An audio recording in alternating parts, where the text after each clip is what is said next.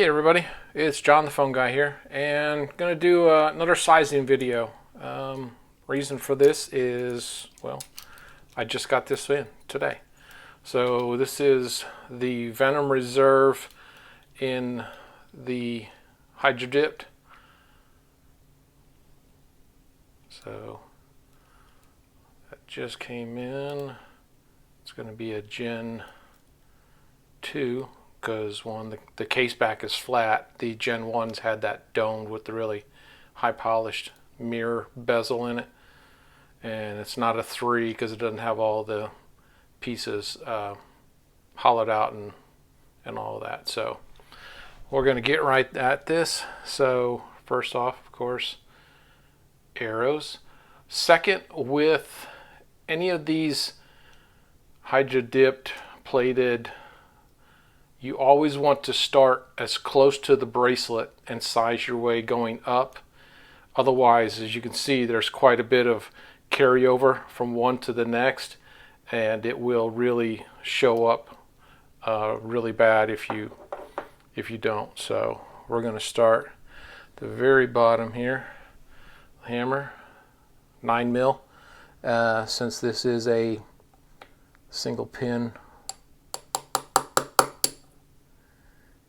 and if memory serves me, this one is pretty good size.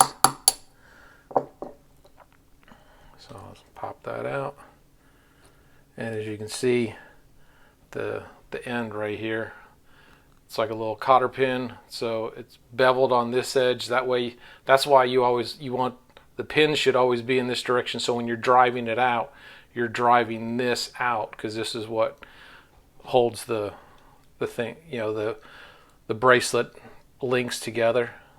So just kind of pull that out a little bit, set that guy right there, wiggle him in. Of course, obviously, you know, it's not gonna be perfect alignment, just, you know, because of just the way it is. So, but the closer you get to the bottom, the less obvious it is. So if you happen to do it right in the middle or something like that, or you went too high, then you're gonna throw the whole look off, and then you'll really notice it. So if memory serves me, I have a 7-inch wrist, so get back in there.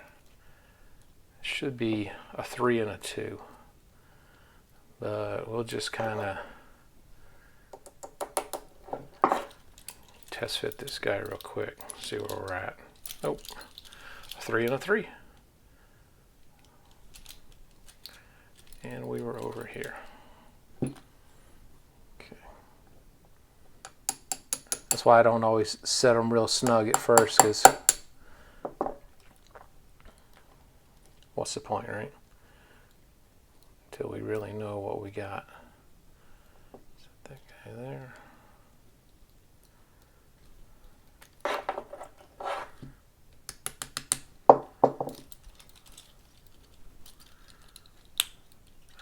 Little bit of wiggle, but as you can see, I've got plenty of room on the micro adjusters, so we're going to call that right there. Now we're just going to kind of come back and clean all this up.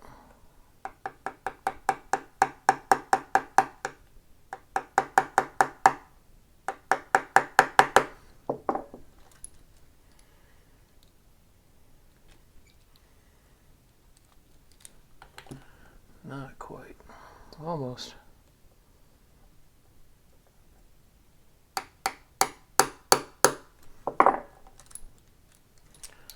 There we go. Get that guy flush. Makes it a little bit easier.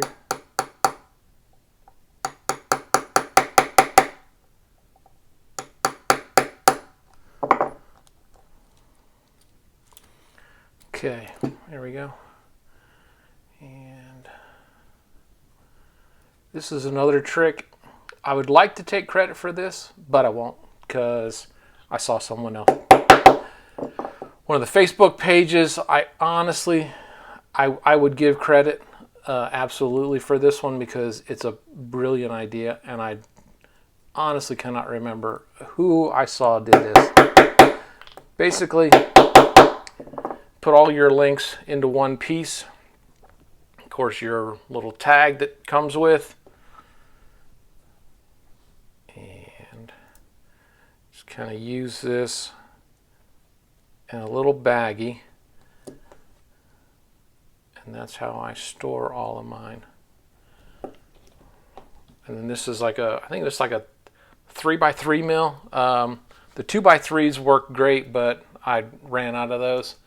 And of course I came unprepared, so normally what I would do is I'll write the model number over here and then just put it all inside this baggie, and then that way they're not flopping around inside the box that came with. You don't have to go through 35-40 boxes to find out where it was at, which one it is, so I'll fix that when we get back. And then I kind of like it a little bit loose. It's really hot right now in Atlanta, so I'm not gonna overdo this one. I will do a specs on this one, especially because it has the hydroplated textures on it, and kind of go over the ideas and how some of that works. So this is pretty much it. Shout out to Trap Vision 3D, Tommy Big Time.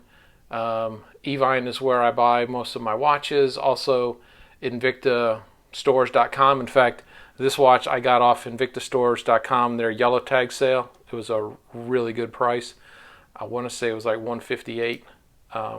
So also all the Facebook groups, Invictaholics, Invictacruisers, InvictaVets. And as always, if you enjoy this or any of my other videos, please subscribe. And I also have a link to my Instagram page below. And I will see you next time. See ya.